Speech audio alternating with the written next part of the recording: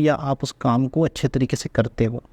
हमारे यहाँ पर जितने भी पॉलिटिशियन हैं या जितने भी इदारे हैं, वो उनका अटेंशन जो है या उनका मकसद जो है वो सेल्फ है, ज़ात है। अपने आप को लेके वो अगर कुछ कर भी रहे होते हैं तो उनको अपना जो बेनिफिट नज़र आता है।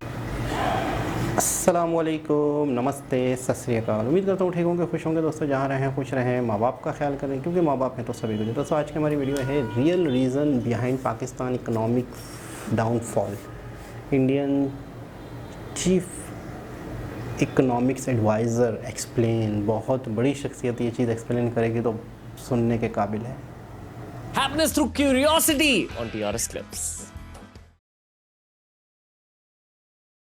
Pardon my language, but what the f has gone wrong with Pakistan? Like, what's up? Like, economically speaking, everyone knows the geopolitical angles, the military controls everything in that country. The wrong guys are making the decisions at the top, and that's what's led to this over many years. I would say it's governance. Okay. Wrong policy again? Wrong policy that stems from governance. Eventually, see, good policy is actually an outcome of good governance. Similarly, then, bad policy is a outcome of bad governance. Which is an outcome of what? The wrong people being in power. So I would put it this way: when you have power without responsibility, that is a recipe for bad governance. When you're in a position of power for individualistic. No, I'm just saying actually you have power, but you don't have as much responsibility. For instance, and this is, by the way, I'm not an expert on Pakistan. I'm just basically, I've researched governance and especially corporate governance, and based on that, I'm speaking here. That if let's say you have the power to make a lot of decisions, but you're not held accountable for the outcomes that come from those decisions, then you have power, but you don't have responsibility. And and that is a recipe for disaster.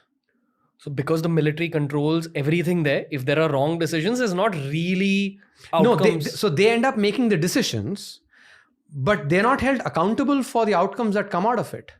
Okay. And they'll probably never be held accountable. Maybe not. I think some of the events that were happening in the last 1 year, at least there was an attempt to try and make them more accountable. But I think that died a very quick death. Okay. The obvious engineering logic here is, if you can see that shit is going to hit the roof, why don't you prevent it a little earlier? It's because of self-interest. Okay. It's, see, even self-interest, and here actually I'll speak from a sort of a spiritual perspective. Self-interest can be elevated self-interest or can be naked self-interest.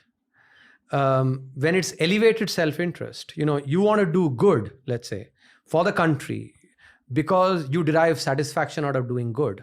Or maybe you want to actually leave a brilliant legacy, right? People remember you for the work that you did. That's elevated self-interest. In contrast, you just want to basically make a ton of money, whichever way it comes. Basically you're sort of taking, let's say, a taxpayer's money. That's naked self-interest. Elevated self-interest, I think, is leads to good governance and thereby to good policy. Naked self-interest, where you basically just I, me, myself, kind of, two hoods with everybody else. I'll just basically self-aggrandize.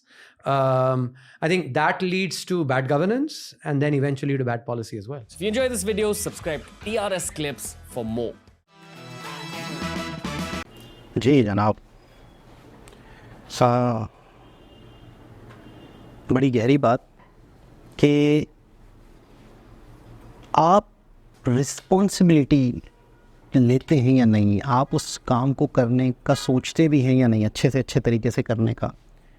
आपके पास power है, आपके पास ताकत है, आपके पास chair है, आपके पास seat है, आपके पास एक ओहदा है, लेकिन उस ओहदे को लेके, उस पावर को लेके आपके पास जिम्मेदारी भी है या नहीं, आप उस चीज़ को फील भी करते हो या नहीं। क्या आप समझ रहे हो कि यार मैंने इस ओहदे पे आ गया हूँ और बस अब उसके बाद मैंने इस ओहदे को एंजॉय करना है। और दूसरी बात, इन्होंने ये बहुत ही बड़ी खूबसूरत बात की कि आप के अंदर जो है, आप एक काम तो करते हो, मिसाल के तौर पे आप टैक्स कलेक्ट करते हो या आप कोई भी अपनी ज़िम्मेदारी पूरी करते हो, तो उसके अंदर आपकी अटेंशन क्या है? मैं जो समझ पाया हूँ, आपका विजन क्या है, आप क्यों ऐसा कर रहे हो? ये सारी बातें मुझे लग रहा है वहाँ जाके मिल रही हैं कि एक तो ये कंट्री के हवाले से बात हो गई, लेकिन एक आम जिंदगी में भी हम कुछ भी कर रहे हैं, लेकिन क्यों कर रहे हैं? मुझे सोनू शर्मा की बात याद आ रही है, मुझे संदीप माहेश्वरी की बात याद आ रही है, मुझे अनुभव जो है शार्क टैंक, उनकी बात याद आ रही है कि आप अगर कुछ भी करते हैं तो वजह क्या है? अगर आप पैसा भी कमाना चाहते हैं तो क्यों कमाना चाहते हैं? वाई? आपका रीज़न क्या है? आपका रीज़न सॉलिड है, आपका रीज़न पॉजिटिव है, आपका रीज़न अच्छा है, तो आप कामयाब होते हो या आप उस काम को अच्छे तरीके से करते हो। हमारे यहाँ पर जितने भी पॉलिटिशियन हैं या जितने भी इदारे हैं, वो उनका अटेंशन जो है या उनका मकसद जो है वो सेल्फ है, ज़ात है। अपने आप को लेके वो अगर कुछ कर भी रहे होते हैं तो उनको अपना जो बेनिफिट नज़र आता है वो है कंट्री बेनिफिट, जनता बेनिफिट, आवाम का बेनिफिट, आवाम का भलाई, आवाम की जो चीज़ें हैं उनके जहन में कुछ भी ऐसा नहीं है। बहुत सारे ऐसे रीज़न हैं, बहुत सारी ऐसी चीज़ें हैं जो आज हमारी नाकामी की, आज हमारे कंट्री के बुरे हालात की वजह है, जिस पे सब बात करते रहते हैं। लेकिन इन्होंने बिल्कुल ही सिंपल शब्दों में कह दिया कि रिस्पॉन्सिबिलिटी, मतलब आपकी ज़िम्मेदारी आपने अच्छी तरीके से पूरी करनी है। आपका फ़र्ज़ क्या है, आप जिस जगह पर बैठे हो, जिस सीट पर बैठे हो, आपने करना क्या है। जब आप अपना काम अच्छे तरीके से करेंगे तो ऑटोमेटिकली हर चीज़ सीधी हो जाएगी। अक्सर मैंने हर जगह देखा है कि लोग दूसरों की तरफ ज़्यादा देखते हैं कि उसने ये किया तो उसने ये नहीं किया, और दूसरा शख्स दूसरे की तरफ देख रहा होता है कि उसने ये किया तो उसने ये नहीं किया। हम अपना नहीं देख रहे होते हैं कि यार हमने क्या किया और हमने क्या नहीं किया और हमें क्या करना चाहिए। तो ये इसी वजह से ये सर्कल घूमता रहता है और कोई भी कुछ नहीं कर पाता। जब हम सब अपना ही काम अच्छे तरीके से रिस्पॉन्सिबिलिटी के साथ करेंगे तो मेरे ख्याल में शायद ये मुल्क जब भी तरक्की करेगा, जब भी ग्रोथ करेगा। और दूसरी चीज़ ये है कि मैं अक्सर सोचता हूँ या अक्सर देखता हूँ कि जितने भी हमारे लोग ओहदों पे बैठे हुए हैं, जितने भी हमारे लोग सीट्स पे हैं, किसी भी प्राइवेट इदारे को ले लें, नॉर्मल इदारे को ले लें, गवर्नमेंट इदारे को ले लें, मुझे ऐसा लगता है लोगों को पता ही नहीं है करना क्या है, कैसे चीज़ें सीधी होंगी, कैसे मामलात सही होंगे, कैसे ये मुल्क तरक्की करेगा, कैसे लोगों के मसाइल हल हो सकते हैं। मुझे ऐसा लगता है अवेयरनेस ही नहीं है, अपर लेवल पर भी किसी भी जगह अवेयरनेस नहीं है। हम जितनी भी हमारे आसपास से हम नॉलेज इकट्ठी करते हैं, जितनी भी हम अपने आसपास से सीखते हैं, जो कि कुछ भी नहीं है, मतलब हमारे आसपास भी हम जैसे ही लोग हैं, तो ना ही हमने अपने से बेहतर की तरफ जा रहे हो कितने हैं, कुछ सीखते हैं। हम ज़्यादातर अपने से ही नीचे वाले लोगों की तरफ दोस्तियाँ करते हैं या अपने ताल्लुकात कायम करते हैं ताकि अपनी एक शान व शौकत बरकरार रहे। तो जिस वजह से हम कुछ सीख भी नहीं पाते। जब कुछ सीख नहीं पाते, जब हमें कुछ पता नहीं होता, तो हम कुछ कर भी नहीं पाते। अब मैं एक आम शख्स हूँ या मैं एक सरकारी मुलाजिम हूँ या एक मैं ऑफिसर हूँ या मैं एक मिनिस्टर हूँ, मैं वो चीज़ कर ही नहीं पा रहा क्योंकि मुझे पता ही नहीं है करना क्या है। अगर करना क्या है यही पता चल जाए तो शायद अगला बंदा करे भी और ना भी करे और आने वाले वक्त में शायद कर भी दे, लेकिन हमें पता ही नहीं है करना क्या है। बहुत सारे लोगों को नहीं पता करना क्या है, किस वक्त, मतलब इन दो लोगों की आपस में लड़ाई हो रही है, कोई दो गाड़ियाँ आपस में टकरा गई है, तो उस वक्त भी करना क्या है हमें नहीं पता।